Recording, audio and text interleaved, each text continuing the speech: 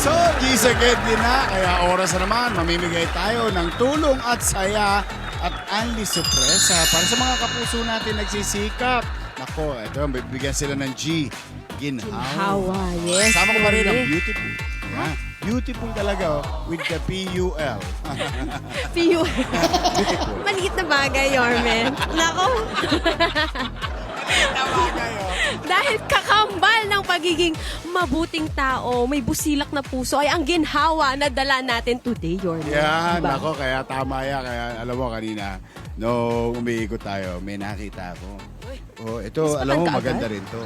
Kasi nung araw, magagaling talaga. At saka sikat itong lugar na to, Sagawaan. Oo. Parang, oo nga, no, nag-field trip pala ako dito dahil. Nung araw, oh, yan, Marikina. Oo. Oh, ano ang sikat sa Marikina? Toga. Oh, yan. Mga sapatos. Mga sapatos, so pang-eskwela, panlakad, pang-opisina. Eto, dito tayo. Kaya, saan na ba yung si tatay kanina? Walang kaalam-alam si si tatay. tatay. Saan Oo. ba siya? Bahala na. Sok pa tayo. Nako mga kapuso, samahan nyo kami ni Ara. Ito na ang G sa Gedli. Halika. Let's go. Yorme. Hiya. Thank you Yan. po. Okay. Ay, parang mga sapatos ko Oh. pang school dati, oh. Ayo, ano yan? Yung pinaka, ano tawag yan? Hulmahan. Oh, halika. Paano pa pumasok dito, Yorme? Ito, Saan ito tayo? na si tatay. Tay, Uy, Tay. tay! Magandang araw po. magandang araw sa tay. Sinong sinisilip-silip mo dyan, ha? Si Kois. Kamusta ka? Oh, magandang araw sa inyo, Nay. Magandang Kamusta araw. po? Oh, nako, pwede bang tumuloy? Oh, live kayo sa... nakaputing ban. Kanina kamusta? pa nakapark. Ay, thank you, thank you. Pinalakay. Si Ara po, si Ara. Hello po. Kamusta po? Live Kamusta kayo po? ngayon sa GMA7, Kapuso. Tahan ang pinakamasaya. Tay, Uy, kamusta? Uy, nakakatuwa naman May itong letter. tindahan nyo. Parang matagal ng panahon, ano?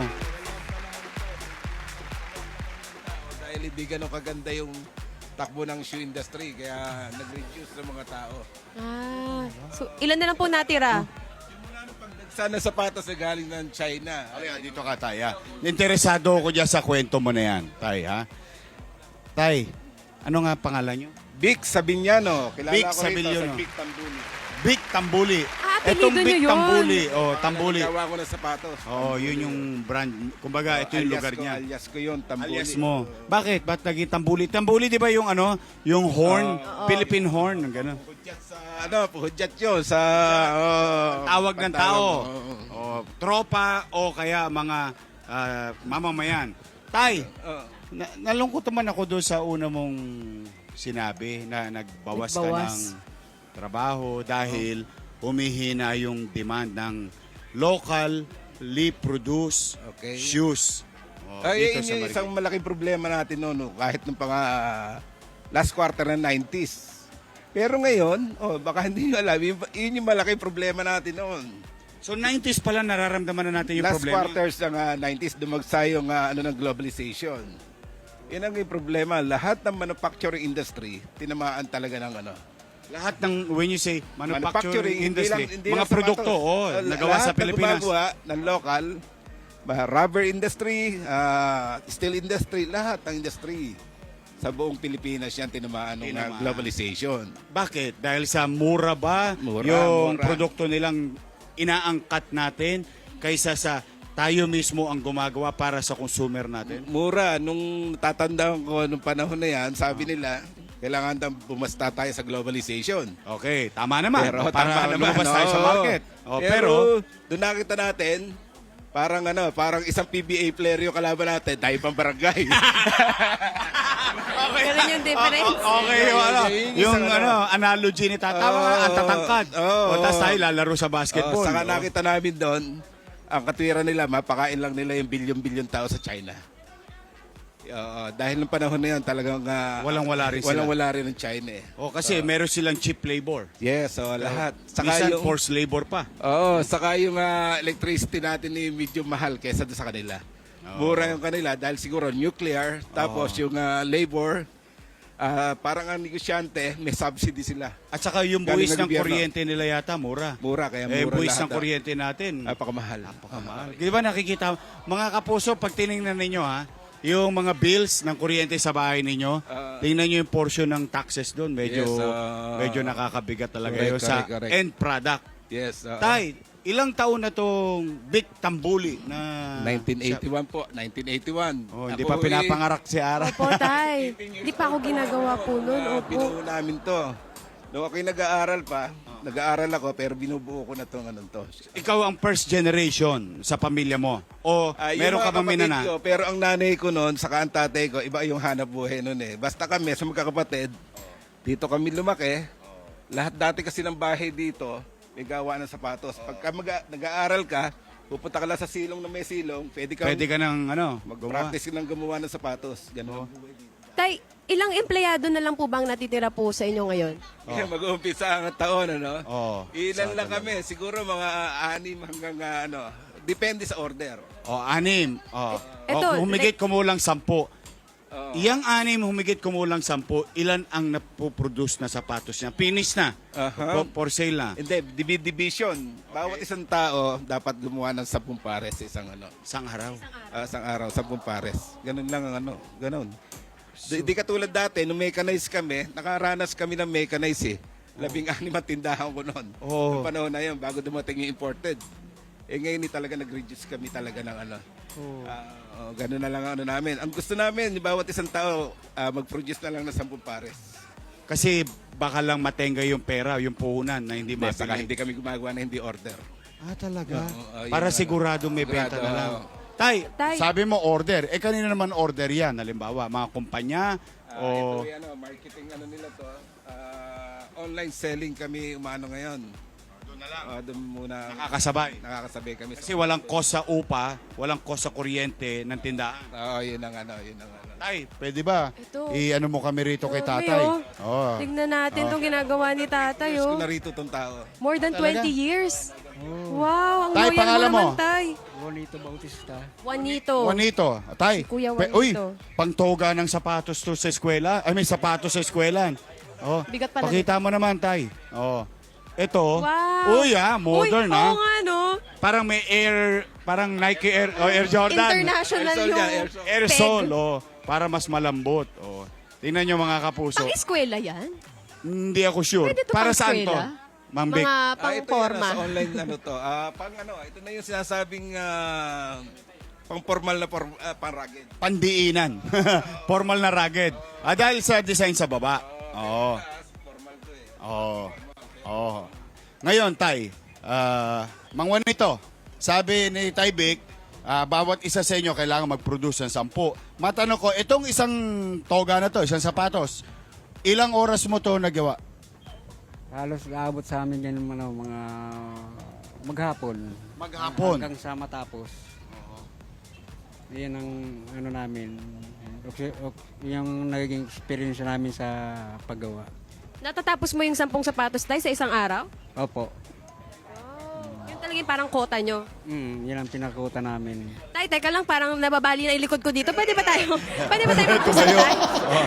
Teka ha, napag-uusapan yung industry. Teka na, Tay Juanito. medyo naging interesado ako bigla dahil maganda naman pala.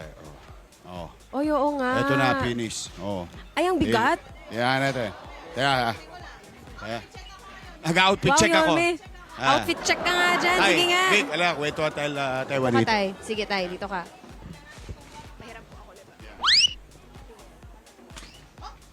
Oh. Uy, sakto ah. Outfit wow. check.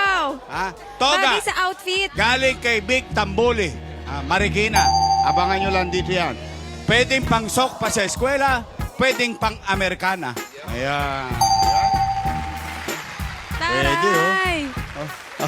Tay. Sino gumawa outfit nito, Tay? check. Tay, kamusta naman to? Mukha kasing edad mo na yung sapatos. Tay, may mga kasya ka rin ba sa akin dito? Pwede ba makahiram din? Makahiram? Meron man pang babae. Diretso sa pambabae yung Sa style na kumafio. yan eh. Ayan. Oh, Dennis. Dennis. Ayun, no? Ito.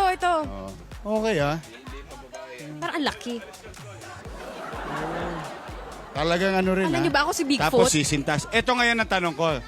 Ayun. Ito Nay, Ngayon, pero mo. itong sapatos, may kanya-kanyang material. Kasi napag-usapan natin manufacturing eh. Oh.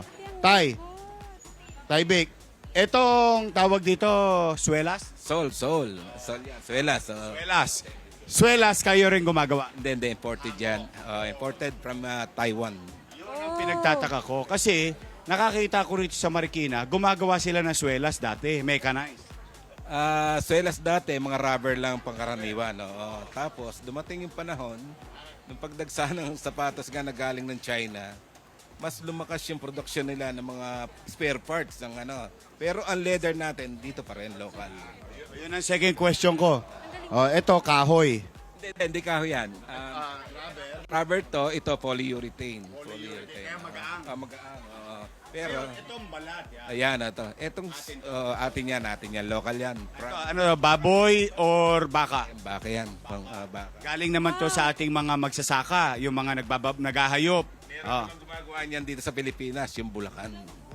May kawayan Bulacan. Yan naman yung tanning industry. Tanning industry. Yan ang production nila yan.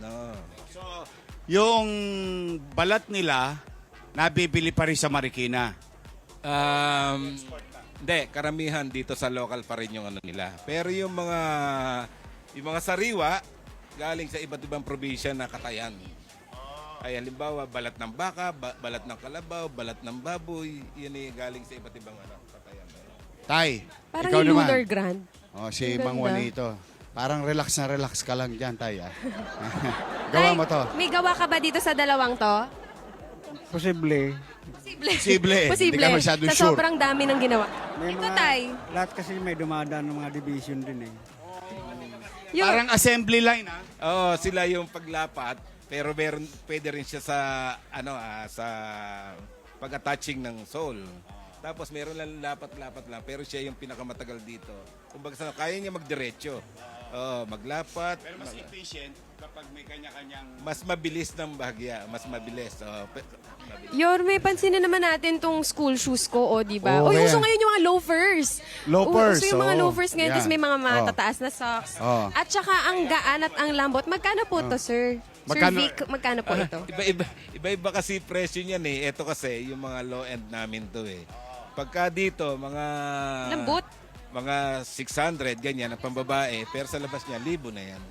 Kasi may ano na, Markup siya. Oo. Pwede siya sa mga estudyante, Yorme. O, di ba? kasi yung Tsaka mga ang lambot nanay... niya eh. Komportable. Oo nga po, hindi ko nga po mabuka. Hindi, Ara, alam mo, very practical sa mga nanay na nagpapaaral, nag-aaral ng mga bata, yung sapatos na gawa sa atin. Kasi makakamura sila kahit pa paano. Nakakasuporta pa sila. Oo. Local Supportahan product. natin yung mga local products Tay, gawa ng mga Pinoy. Sabi ni Ma'am Vic, mga 20 plus years ka na rito. Ko muna. Totoo po yan. Hindi ka ba kinakabahan sa nangyayari sa sitwasyon? Yung mga kwento ni Ma'am Vic kanina na naapektuhan sila ng challenges ng competition sa mundo na isang araw mawalan ka ng trabaho? Iyon po ang pinanggamba namin kasi kasi ganyan ang nangyayari. Katulad na yan eh, medyo pahirap production ng Marikina sa paggawa ng sapatos, gawa ng kuminsan eh. Tinatalo ng mga imported. Dati pa po yan eh. Tay, Ngayon, sinasikap para namin na lalong mapatibay. Opo. Ay, mapataas pa rin ang quality. Tapos, mas maganda pa rin kaysa sa iba. Yan po ang namin na pinangangalagaan para sa production ng ating Marikina sapatos. Tay, ilang oras ka pong gumagawa po ng sapatos sa isang araw? Maghapon po yun, ma'am. 8 oras tayo. So, kumisan, kung lalo kung maraming gawa, na-overtime pa kami. Ano ang sweldo nila, Taibik? Per piraso. Ah, Alin per yung mayari piraso. nila. Ang practice dito, 4 piece ang ang sweldo ng mga Pagka marami order, madali lang gawin yung pagka 10 pares eh. Meron silang 40 pesos sa kada pares. Tapos may allowance pa silang binibigay tayong allowance. Ilan na lang po kayong mga workers po dito? Hindi, Mga workers po ninyo? Nila, workers nila. Konti ngayon, conforme kasi sa maraming order. Ngayon kasi, pagdating ng January, magsisimula uli kami ng production. Oo, yung demand. Meron naman, kaya lang may division nga kasi yan eh.